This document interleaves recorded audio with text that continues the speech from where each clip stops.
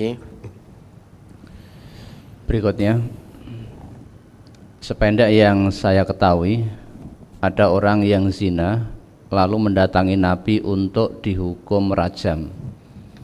Apakah ada riwayat yang menyebutkan seseorang berbuat zina kemudian dihukum dera atau rajam, namun pelakunya tanpa mendatangi Nabi? Saya belum tahu itu. Ya. Kenapa kok semuanya mendatangi Nabi? Karena ada Nabi, ada Rasul. Segala sesuatu ya mesti ditanyakan kepada Rasul, kepada Nabi. Terkait satu perbuatan atau satu hukum, itu semuanya datang kepada Nabi. Semuanya datang kepada Nabi karena memang pada waktu itu Nabi masih sugeng. Sehingga sudah selesai semua. Karena Nabi itu yang mendapat wahyu dari Allah, beliau utusan Allah. Ketika Nabi masih sugeng, segala permasalahan semuanya datang kepada Nabi, termasuk ini. Orang zina, laki-laki yang zina, kemudian perempuan yang hamil zina, datang semua kepada Nabi untuk minta agar Nabi mensucikan dirinya dari perbuatan zina tersebut. Lah kalau sekarang ya Nabi sudah tidak ada. Nabi sudah tidak di tengah-tengah kita, namun ajaran beliau ada di tengah-tengah kita. Ya, kalau ditanyakan apakah ada riwayat, Ustaz Ghazali sudah pernah menemukan riwayat yang zina kemudian dirajam tanpa mendatangi Nabi? Belum tahu. Nah, sependek sampai hari ini saya juga belum tahu itu. Lah nanti kalau ternyata di kemudian hari kami mengetahui, nanti akan kami sampaikan. Nah, kenapa kok semua datang kepada Rasul? Nah, karena Rasul masih sugeng. Beliau yang paling paham tentang agama ini. Beliau yang paling paham tentang agama. Maka setiap ada permasalahan, orang-orang pada waktu itu ya datang kepada Nabi. Nabi pun ketika didatangi, kalau beliau belum mendapatkan perintah dari Allah, beliau juga tidak menjawab. Beliau tidak menjawab. Beliau kendel sampai Allah turunkan jawabannya. Mengapa? Karena Nabi menjawab itu bukan berdasarkan hawa nafsu Nabi sebagai basariyah, bukan.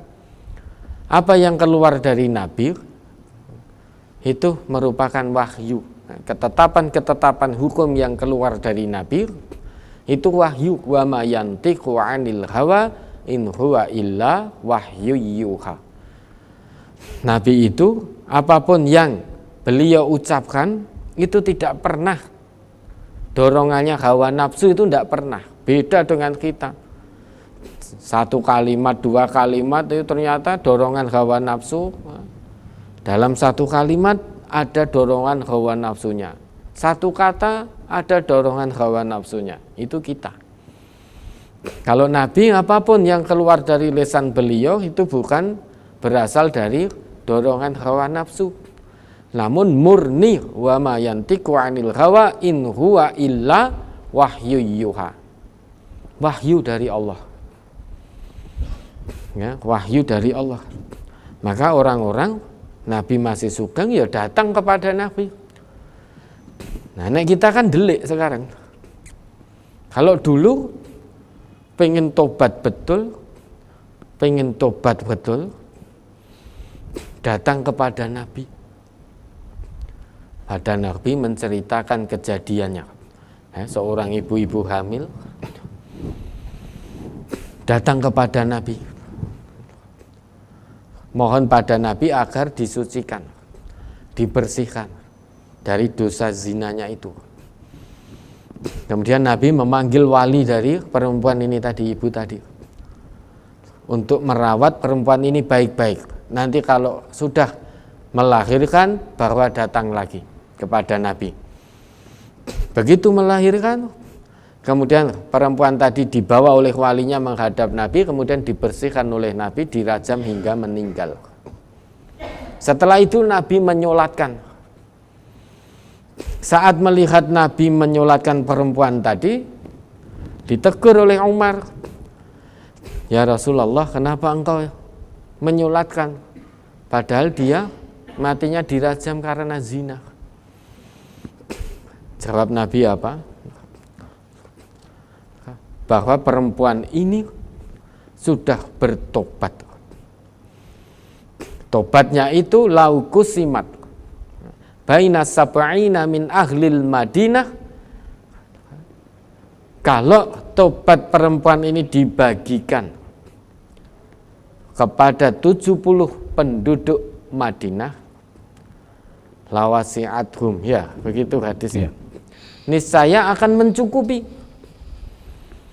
Niscaya akan mencukupi. Ditegur oleh Umar, kenapa kok Nabi menyolatkan seorang perempuan yang meninggal dirajam karena zina? Nabi menjawab, tobatnya perempuan ini laukusimat baina sab'ina min ahlil Madinah, maka lawasi'athum. Kalau tobatnya perempuan ini dibagikan kepada 70 penduduk Madinah, niscaya mencukupi. Maka Nabi menyolatkan, wahal wajadta afdhola min anjadat binafsiha lillahi ta'ala. Apakah kamu dapati yang lebih utama orang yang datang bersungguh-sungguh untuk menyerahkan dirinya kepada Allah, hanya mengharap ridho Allah? Itu tidak ada orang tahu. Namun datang menghadap Nabi mengakui perbuatannya, padahal tidak ada orang tahu. Dalam Islam, hukum baru bisa ditegakkan kalau ada 4 saksi. Ini tidak ada yang tahu. Namun perempuan tadi karena ingin datang menyerahkan dirinya kepada Allah dengan penuh kesungguhan, maka datang menghadap Nabi mengakui perbuatannya. Nah, kemudian dirajam. Nah, tobat perempuan ini kalau dibagikan ke 70 penduduk Madinah, niscaya mencukupi kabeh keduman wong 70 itu. 70 itu bukan berarti mungkin saja bukan hitungan 1, 2 sampai 70.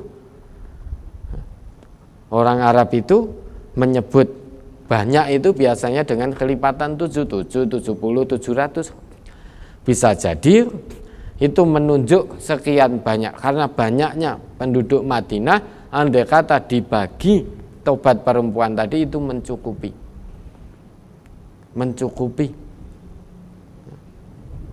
Banyaknya penduduk Madinah. Di sini digambarkan 70. Maka Nabi pun menyolatkan. Lah dulu semua datang kepada Nabi karena Nabi masih sugeng, beliau yang paling paham agama. Maka selesai sampai di hadapan Nabi. Karena apa yang keluar dari Nabi bukan hawa nafsu, namun murni karena wahyu dari Allah. Ya, mudah-mudahan bisa dipahami.